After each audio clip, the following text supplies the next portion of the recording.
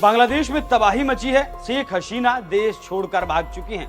सेना अंतरिम सरकार बनाने के लिए तैयारी कर रही है। ऐसे में एशिया के दो दिग्गज चीन और भारत बांग्लादेश के हालात पर बारीकी से नजर बनाए हुए हैं। दिल्ली में बैठकों का दौर जारी है। क्या कुछ चल रहा है इन बैठकों में, इस रिपोर्ट में देखिए।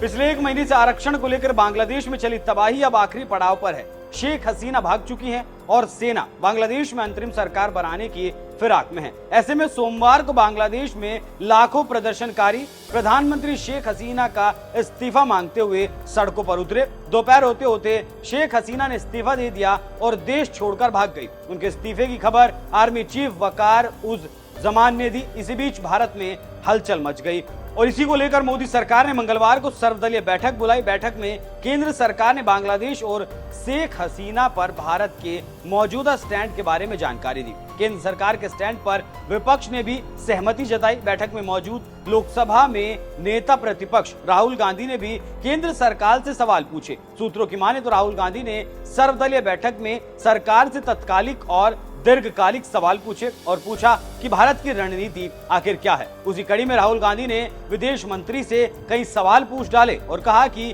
क्या बांग्लादेश में जो हुआ उसके पीछे विदेशी हाथ है। विदेश मंत्री एस जयशंकर ने सर्वदलीय बैठक में सरकार का पक्ष रखा। उन्होंने राहुल गांधी के सवाल के जवाब में कहा कि बांग्लादेश में बदलते घटनाक्रम पर सरकार नजर बनाए हुए है। ये भी कहा कि पाकिस्तान के एक राजनयिक ने सोशल मीडिया पर आंदोलन की तस्वीर वाली डीपी लगाई थी, जिसके बारे में जानकारी जुटाई जा रही है। इससे आप समझ सकते हैं कैसे राहुल गांधी ने कड़े और तीखे सवाल बैठक में पूछे।